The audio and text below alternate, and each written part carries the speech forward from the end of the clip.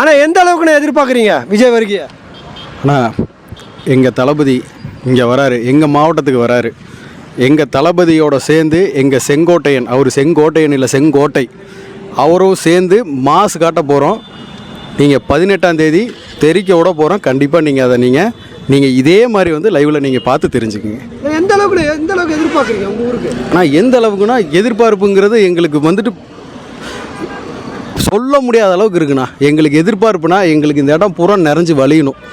எங்களுக்கு எங்களோட செங்கோட்டையன் அண்ணனும் சேர்ந்து விஜய் அவர்களும் சேர்ந்து நாங்கள் ஒரே இடத்துல நாங்கள் இங்கே இருக்க போகிறோம். அவருங்க 2 பேர்த்தையும் நாங்கள் ஒன்றா பார்க்க போகிறோம். ஈரோடு மக்களுக்கு இதை விட ஒரு பெரிய வரப்பிரசாதமே கிடையாது. கண்டிப்பாக 18ஆம் தேதி மாஸ் காட்ட போகிறோம். எதிர்பார்ப்புங்கிறது பயங்கரமாக இருக்குது. கொங்கு மண்டலத்தில் எப்படி இருக்குது? ஆனால் கொங்கு மண்டலம் மட்டும்தான் எங்களுக்கு இங்கே பெருந்துறையில் கொங்கு மண்டலம் தான் அடிக்கும். அது செங்கோட்டையன் தட்டி பிரிச்சுட்டு போயிட்டே இருப்பாப்புல. கண்டிப்பாக வேறு லெவலில் இருக்க போகுது மாநாடு.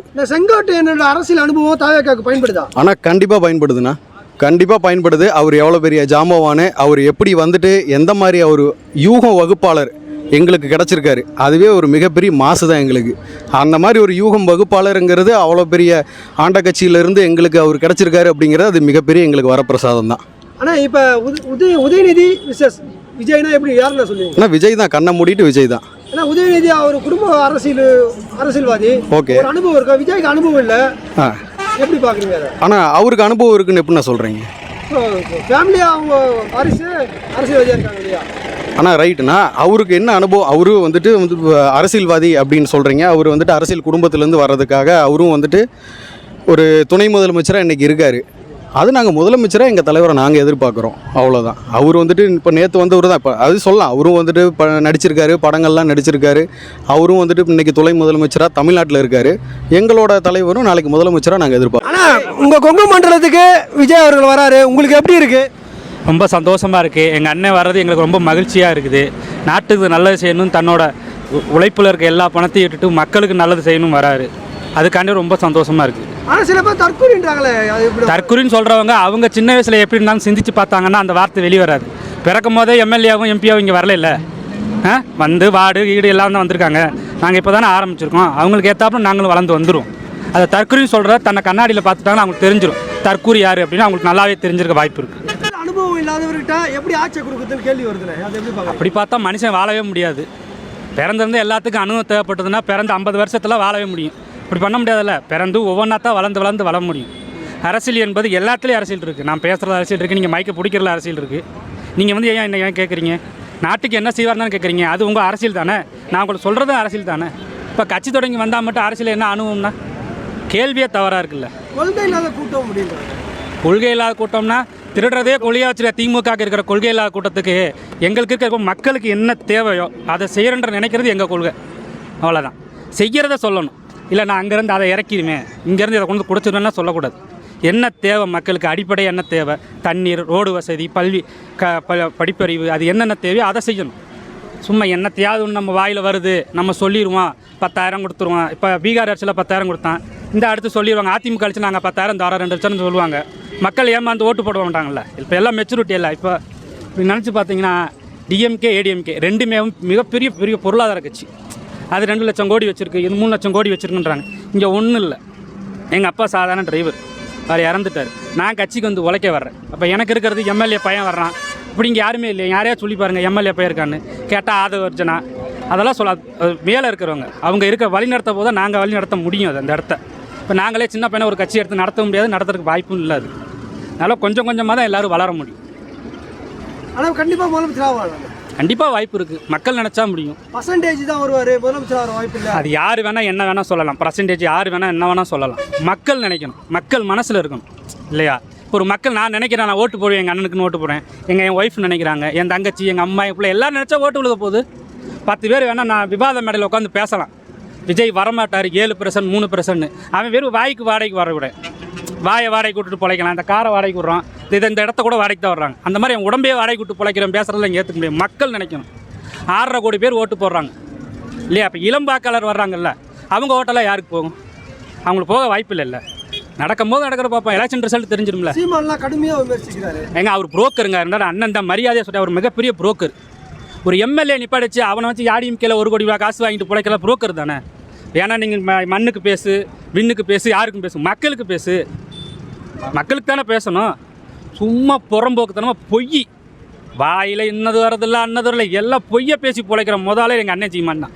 எங்கள் அண்ணன் தான் அவர். இன்னைக்கு எங்கள் அண்ணனை ரொம்ப பிடிக்கும், அவர் தமிழ் பிடிக்கும். ஆனால் சொல்கிறது பூரா பொய்யால இருக்குது. அவன் ஒரு ஆள் நம்ம நகட்டுங்க, அவனெல்லாம் மதிக்காதீங்க. அவனை ஒரு ஆள்னாவே வந்து நினைக்காதீங்க. அவன் கொள்கை செயலாளர். அவனை கொள்கையாக பேசுகிறான். பொம்பளை கூட அப்படி பேசாது புறணி பொம்பளையாமே. அவனை போய்கிட்டு பெரிய ஆள் நினைச்சிட்டு அவனெல்லாம் ஒதுக்கி விட்டுருங்க. அரசியல் அனுபவம் இல்லாதவங்கள எப்படி முதலமைச்சர் பதவியில் உட்கார வைக்கிறதுன்னு கேள்வி கேட்குறாங்க. ஆனால் அதே அரசியல் அனுபவம் இல்லாதவன் இன்றைக்கி எங்கள் நாட்டோட துணை முதலமைச்சர்னா அதே தான், சேம் அதே தான். அதே அனுபவம் இல்லாதவர் எங்கள் நாட்டோட இன்றைக்கி துணை முதலமைச்சர்னா. நடிகராக விஜய் நான் அதிகமாக பிடிக்கும். அரசியல்வாதியாக என்ன பிடிச்சிருக்கு? அரசியல்வாதியை எல்லாமே பிடிச்சிருக்கு. நான் அவர் அரசியலில் இறங்கினதே ஒரு மிகப்பெரிய விஷயம் தான். எங்களை மாதிரி மக்களையெல்லாம் காப்பாற்றதா அவர் அரசியலே இறங்கியிருக்காரு. எங்களுக்கு அது போதும். அது எங்களுக்கெல்லாம் ஒரு நல்லதாக ஒரு தோணுது.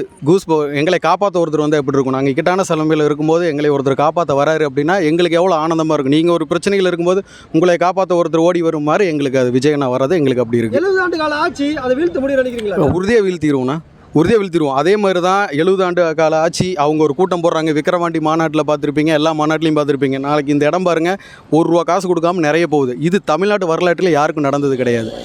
அத்தனை பேர் இருக்காங்க. கூட்டம் நீங்கள் இடத்த மட்டும் ஃபிக்ஸ் பண்ணால் போதும், கூட்டம் தன்னை போல் வரும்.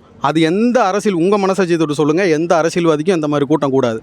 அது எவ்வளோ பெரிய அதிமுகவாக இருந்தாலும் சரி, திமுகவாக இருந்தாலும் சரி, எவ்வளோ பெரிய கட்சிக்காரங்க ஒரு மாநாடோ ஒரு பொதுக்கூட்டமோ போட்டாலும் அவங்க அத்தனை பேர்த்துக்கும் எல்லாருமே உள்ளே நின்று காசு கொடுத்து வேலை பார்த்தா மட்டும்தான் அங்கே கூட்டம் நிறையுமே தவிர விஜய் அவர்கள் மட்டும்தான். இதுக்கு எத்தனை கண்டிஷன் பார்த்தீங்களா? இவ்வளோ கண்டிஷன் போடுறாங்க. எல்லா கண்டிஷன்லையும் மீறி இடத்த மாட்டி எங்கள் ஆள் கையை மட்டும் காட்டினா போது அந்த இடத்துல தன்னை போல் கூட்டம் வந்து சேர்ந்துட்டே இருக்கும். அதுவே ஒரு மிகப்பெரிய பவர் தான். அந்த நம்பிக்கையில் எதன் அடிப்படையிலன்னு கேட்குறீங்க, அதன் அடிப்படையில் தான் நாங்கள் ஜெயிப்போம்னு நாங்கள் சொல்கிறோம். ஆனால் இப்போ கரூருக்கு அப்புறம் முதல் தமிழ்நாட்டுக்குள்ள நடத்துகிற கூட்டம் எப்படின்னா இருக்கு? தமிழ்நாட்டில் எங்களுக்கு நாளைக்கு பார்ப்பீங்க, நான் 18ஆம் தேதி அதை பார்ப்பீங்க. பிரம்மாண்டமாக இருக்குமா? செம்ம பிரம்மாண்டமாக இருக்க போகுது. 18ஆம் தேதி கண்டிப்பாக அதை நீங்கள் பார்ப்பீங்க. இது ஒரு வரலாற்று பதிவாக நீங்கள் நினைக்கிறீங்களா? கண்டிப்பாக ஆகும்ண்ணா, கண்டிப்பாக ஆகும். எங்களுக்கு ஆனால் இடம் கொஞ்சம் சின்ன இடமா தான் கொடுத்துருக்காங்க. எங்களுக்கு நிறையா இதை விட எவ்வளோ பெரிய இடம் கொடுத்தாலும் அதை நாங்கள் ஃபில் பண்ணுவோம். ஆனால் இப்போதைக்கு பல கண்டிஷன் போட்டு சின்ன இடமா தான் கொடுத்துருக்காங்க. பல இடையூறுகள் வருது. இதை தாண்டி விஜய் வருவாரா? ஆனால் இதை தாண்டி கண்டிப்பாக வருவாருண்ணா.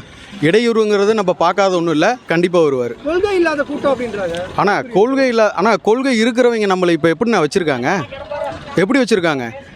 இங்கே இருக்கிற பக்கத்து மாவட்டத்தில் தான் அந்த கோவை மாணவி கற்பழிப்பு நடந்தது.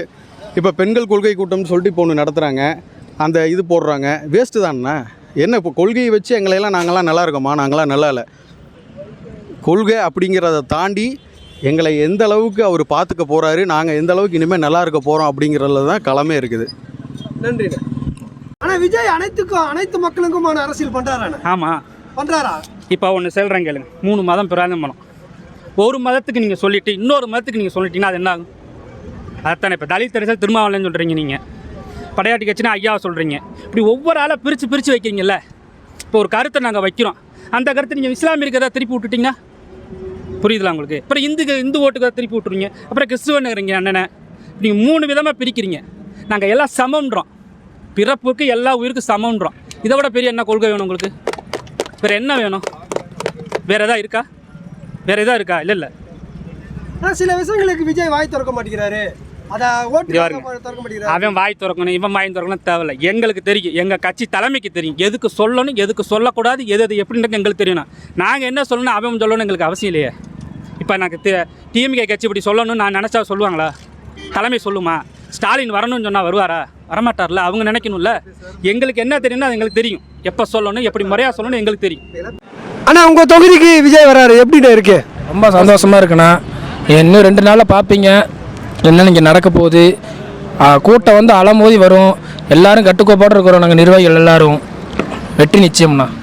ஆனால் இப்போ வந்து கரூருக்கு அப்புறம் முதல் தடையாக திறந்த வெளியில் தமிழ்நாட்டில் இதுதான் முதல் கூட்டம். இது எப்படி பார்க்குறீங்க? உங்களால் ஏற்பாடெலாம் எப்படி இருக்குது? எங்களோட ஏற்பாடெலாம் பயங்கரமாக தானே இருக்குது. எங்கள் பகுதி சைடும் சரி, திருப்பூர் மாவட்டத்திலேருந்து நிர்வாகிகள் ஒத்துழைக்கிறதும் சரி, ரொம்ப அருமையாக ஒத்துழைக்கிறாங்க. நீங்கள் இன்னும் 2 நாளாக பார்ப்பீங்க எங்களோட கட்டுப்பாடும் ஒழுக்கத்தையும் நீங்கள் தரமாக இருக்க போகும். ஆனால் மக்கள் நம்பி வரலாமா? மக்கள் கண்டிப்பாக வரலாம். லேடிஸ்க்குன்னு தனியாக முன்னாடி கொடுத்துருக்காங்க. தண்ணி வசதி இருக்குது. ஜென்ரேட்டு மட்டும் பார்த்திங்கன்னா வண்டி ஒரு 10 வண்டி இருக்குது. இந்த ஆம்புலன்ஸ் எல்லா வசதியும் இருக்குது. 25 ஆம்புலன்ஸ் இருக்குது. பாதுகாப்பாகவும் இருப்போம். நல்லா தளபதி பார்த்துட்டு தரிசனம் பண்ணிட்டு போகலாம். பயம் இல்லாமல் வரலாம். பயம் இல்லாமல் வரலாம். ஆனால் இப்போ கொள்கை இல்லாத கூட்டம் அப்படின்ட்டு விமர்சனம் பண்ணுறாங்க. கொள்கை இல்லாத கூட்டம்னா சொல்கிறவங்களுக்கு தானே கொள்கையே இல்லை. அவங்க கொள்கையை மறந்துட்டு அவங்க வேற ஒன்று பண்ணிகிட்டு இருக்காங்க. இப்போ திருமாவளவன் என்ன கொள்கையில் வந்தாரோ அதை மறந்துட்டார். திமுகன்னு ஒரு உருவான கொள்கை என்னமோ அதையும் மறந்துட்டாங்க. அதாவது காங்கிரஸோட வாரிசு அரசியலை ஒழிக்கிறதுக்கு தான் வந்தாங்க. ஆனால் அவங்களே வாரிசு அரசியல் தான் பண்ணுறாங்க 50 வருஷமா. ஒரே ஒரு விஷயம் சொல்லிக்கிறேன் நான் இந்த இடத்துல. மக்கள் வந்து முதல்ல வந்து நாங்கள் படம் போயிட்டு இருந்தாங்க. மக்கள் ரசிகர்கள் ஃபுல்லாகவே வந்து படம் வந்தால் நாங்கள் ரிலீஸ் ஆச்சு அப்படின்னு சொல்லி ஒரு சூழ்நிலை போயிட்டு இருந்து. இப்போ அதே மக்களை வந்து அப்படியே அரசியல் மாற்றியாச்சு. படத்தை பற்றி யாரும் கவனிக்கல, அரசியலை பற்றி தான் பேசிட்டு இருக்காங்க. ஒவ்வொரு இளைஞர்களும் மக்களை வந்து மக்களுக்கு என்ன செய்யலாம் அப்படின்ற ஒரு நோக்கத்தில் தான் போயிட்டு இருக்காங்களே தவிர வேறு எதுவுமே அவங்க வந்து மாற்றி அமைச்சிருக்காரு எங்கள் தளபதி. அந்த எண்ணத்தையே மாற்றிட்டார். திராவிட கட்சி தலைவருக்கும் விஜய்க்கும் இல்லை வேறுபாடு இல்லை. ஆனால் திராவிடம் வந்து இந்த கண்ணுனா, தமிழ் தேசியம் இந்த கண்ணா தளபதிக்கோடது. இது ரெண்டுமே வேணும். ரெண்டும் இல்லாமல் இவருக்கும் உள்ள வேறுபாடு என்னன்னு கேட்டேன். வேறுபாடுனா முக ஸ்டாலின் அவர்களுக்கும் எங்களுக்குள்ள வேறுபாடுங்களா? நாங்கள் அனைத்து மக்களும் வேணும், அனைத்து எல்லாருக்கும் எல்லாமே கிடைக்கணும். அது எங்களோட கொள்கையே, அடிப்படை கொள்கை. அது எல்லாருக்கும் எல்லாமும். நாங்கள் பண்ணையார் கட்சி கிடையாதுண்ணா, அவரை மாதிரி பண்ணையார் கட்சி எல்லாம் கிடையாது. ஆனால் ஒரு மாற்றம் வரணும்னா என்னென்ன மாற்றம் வரணும்னு நினைக்கிறீங்க? இளைஞர்கள் தானே மாற்றம் பண்ண போகிறாங்க. கூட பெண்களும் பாதுகாப்பாக இருக்க போகிறாங்க. கல்வி கண்டிப்பாக நடக்கும்னா கல்வி சுகாதாரம் அடிப்படை உரிமையை பயங்கரமாக மேம்படுத்துவார். இது வரைக்கும் திராவிட கட்சி இதெல்லாம் தரலண்ணா, தர மாதிரி சொல்கிறாங்க. ஆனால் தரலண்ணா, உண்மையான அது மக்களுக்கே தெரியும். லேப்டாப் கொடுத்தாங்கண்ணா, லேப்டாப் 4 வருஷம் கொடுக்கலைங்க. இப்போ கடைசியாக கொடுத்துருக்காங்க. சைக்கிள் கொடுத்துருக்காங்க. சைக்கிள் அதே மாதிரி தான் 4 வருஷமாக கொடுக்கல. இப்போ ஆட்சி வர டைமுக்கு வந்து சைக்கிள் லேப்டாப் எல்லாமே கொடுக்குறாங்க. அதே மாதிரி ரேஷன் கார்டுக்கு போன வருஷம் கொடுக்கல, இந்த வருஷம் கொடுக்குறேன்னு சொல்லி எல்லாம் அரசியல். அதாவது இப்போ எலெக்ஷன் வர காரணத்துக்கோசம் இதெல்லாம் கொடுத்துட்ருக்காங்களே தவிர இதுக்கு முன்னாடி நீங்கள் கொடுத்துருக்கலாம்ல. ஏன் மக்களுக்கு அப்போ தெரியல? அப்போ மக்கள் இல்லாமல் இப்போ மக்கள் தெரியுறாங்களா? அதுதான் எங்களோட கேள்வியாக இருக்குது. அப்போ நீங்கள் வந்து ஆட்சிக்கு தகுந்த மாதிரி நீங்கள் பண்ணிகிட்டு இருக்கீங்க, இடத்துக்கு தகுந்த மாதிரி நீங்கள் பண்ணிட்டு இருக்கீங்க. அதான் எங்களுக்கு தெரிஞ்சது. எங்கள் மக்களை எங்கள் தளபதி வந்து அது மாதிரி பண்ண மாட்டார். ஒரே மாதிரி ஒன்று கொடுக்குறேன்னு சொல்லிட்டாருன்னா அது கொடுப்பாரு. இது எங்களோட தளபதி. இல்லாத தளபதி செய்ய மாட்டார். நடைமுறைக்கு எது சாத்தியமோ அது மட்டும்தான் செய்வார். இவங்கள மாதிரி 1000 ரூபா கொடுத்துட்டு 2000 அந்த சைடு பிடுங்குற மாதிரி ஆளுங்க நம்ம கிடையாதுண்ணா. 1000 ரூபா கொடுக்கறது, இவங்கள்ட்ட 5000 பிடிங்கிட்டு 1000 ரூபா கொடுக்குறாங்க. அது மக்களுக்கு சில பேருக்கு தெரியும். சில பேர் இன்னும் விவரமெல்லாம் இருக்காங்க. அவங்களுக்கு விழிப்புணர்வு ஏற்றுறதுக்கு தான் நாங்கள் இளைஞர் படை இருக்கிறோம். நன்றி. தமிழ்நாட்டு சிஎம் சாருக்கு ஒரு வேண்டுகோள் தெரிவிச்சுக்கிறோம். சார், நீங்கள் கரூர் சம்பவத்தில் வந்து எங்களுக்கு ஆம்புலன்ஸ் அனுப்புனீங்க. இந்த டைம் எங்கள் அண்ணனே 25 ஆம்புலன்ஸ் ரெடி பண்ணிட்டாப்புல. நீங்களாம் எந்த ஆம்புலன்ஸ் அனுப்ப வேணாம், எங்கள் மக்களோட பாதுகாப்பாக நாங்களே பார்த்துக்கிறோம். வெற்றி நிச்சயம் 2026 நீங்கள் அவரை பார்ப்பீங்க.